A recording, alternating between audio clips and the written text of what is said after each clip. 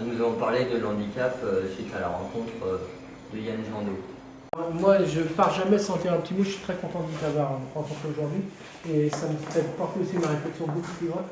Yann Jandot, c'est le maire de Langoëlan qui est en fauteuil roulant suite à un accident.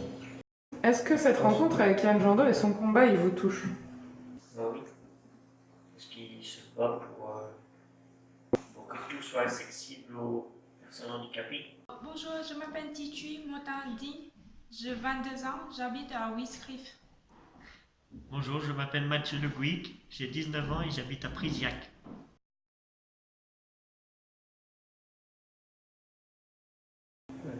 Que les handicapés ont les mêmes droits que les autres. Ça peut nous arriver. Ça fait partie de l'une de nos devises, la fraternité, il me semble.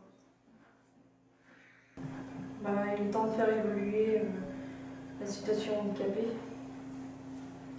Ma mère est polyhandicapée, donc du coup c'est très compliqué de faire certaines choses. Moi j'ai des béquilles et c'est assez compliqué de se déplacer dans certains endroits.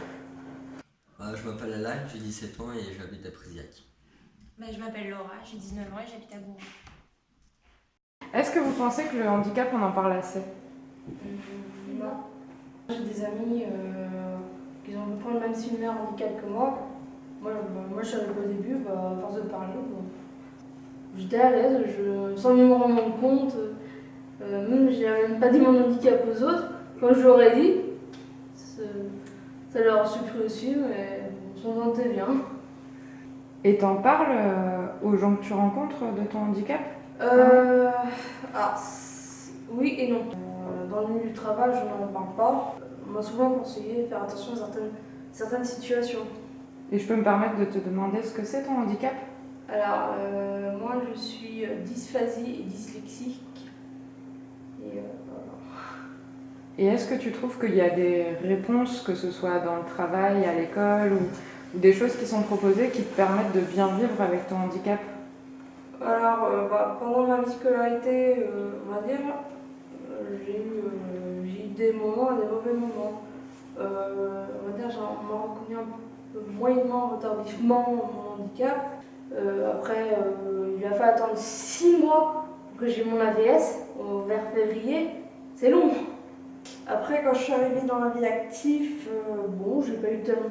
J'ai mis un peu de temps à m'habituer, mais après, ça allait bien. Et c'est en début de l'année que là, ça a tout déclenché. Parce que là, c'était système vocal, il me fallait un temps d'adaptation, mais avec la pression des chefs, t'as pas forcément le temps. Donc c'est là que l'handicap joue en rigueur. Et ça t'apporte quoi, toi, d'en parler de ton handicap?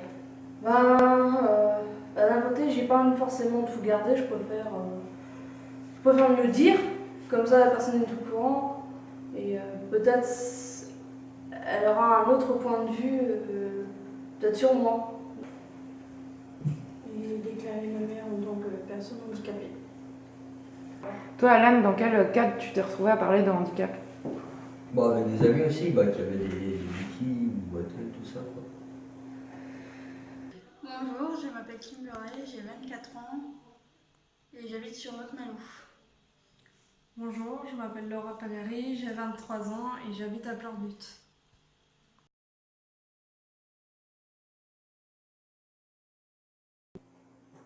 Dès le plus jeune âge, je pense. Apprendre aux enfants qu'on est différent mais que c'est pas grave. La différence, c'est pas quelque chose de.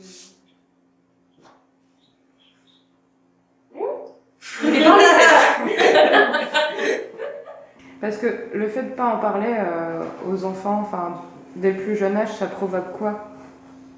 Ça fait qu'ils savent pas. Il y a de l'ignorance en fait. Je pense que s'intéresser aux autres, c'est les comprendre. Et je pense que c'est bien de le faire quand on est enfant parce que c'est important comment dire, on ne vit pas tout seul en fait.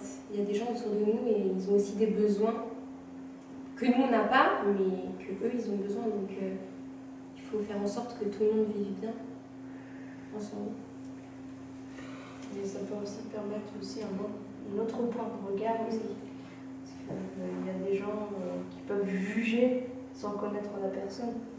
Vous avez jamais été intimidé par une personne en situation de handicap? Si, moi si. C'est une personne qui est très handicapée. Et, quand je l'ai vu la première fois, j'étais ouh.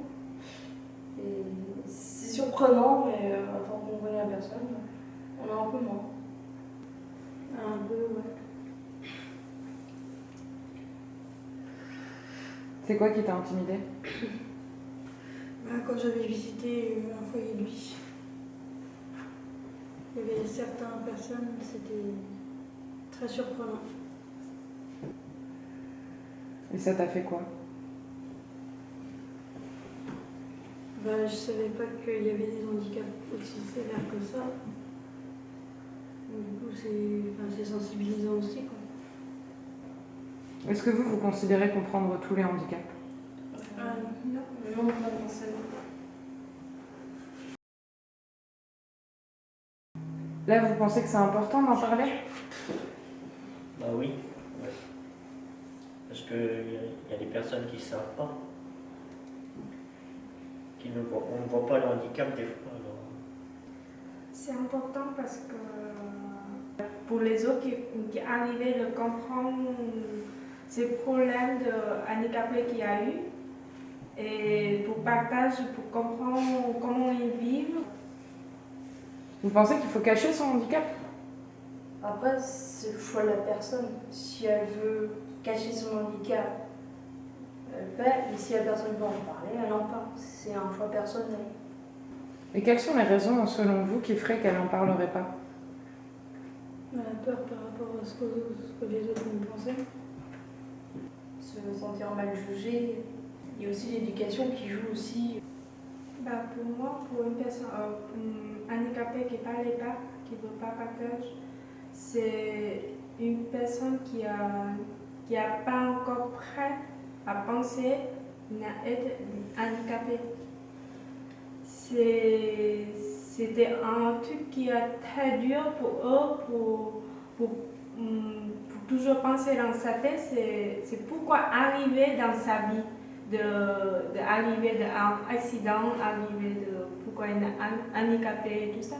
Ça peut être très difficile d'en parler dans des milieux qui sont dans un milieu favorable, avec des gens, entre guillemets, sympathiques.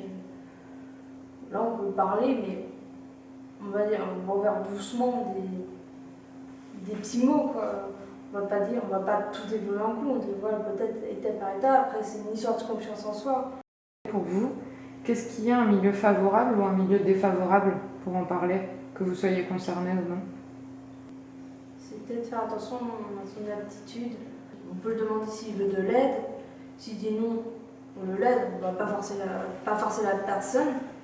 On va essayer peut-être d'aménager la salle pour qu'il se sente le plus à l'aise. Est-ce que quelqu'un pourra prendre la suite? Qu'est-ce qui pourrait être défavorable? De voir des personnes qui n'écoutent pas les gens. L'écoute, l'accompagnement. La solidarité. L'égalité. La fatalité. La liberté d'expression. L'adaptation. L'engagement. Je vais rajouter juste une petite chose avant de vous quitter. J'ai passé 2 heures avec un panel de jeunes et je crois qu'on ne se trompe pas. Ça veut dire qu'en fait, aujourd'hui, beaucoup d'élus, il y en a quelques-uns qui ne sont pas d'accord, mais bon, beaucoup d'élus ont confiance en la jeunesse. Et moi, j'ai confiance en cette jeunesse-là. Elle est différente de notre jeunesse à nous, et tant mieux. Et elle va apporter quelque chose parce qu'ils ont quand même un thème qui est important, qui est dans chacun d'entre eux, qu'il est important que de pouvoir bien vivre. Et qu'ils ont bien compris que pour bien vivre, et les personnes qui étaient là aujourd'hui nous l'ont bien vraiment fait ressentir, il fallait être ensemble. Et on a l'habitude de dire tout seul on va plus vite et ensemble on va plus loin, et je pense qu'ils ont vraiment envie d'aller plus loin. Et ça c'est important pour nous parce que plus loin c'est nous. Voilà. Et eux, bien évidemment. Voilà. Merci beaucoup.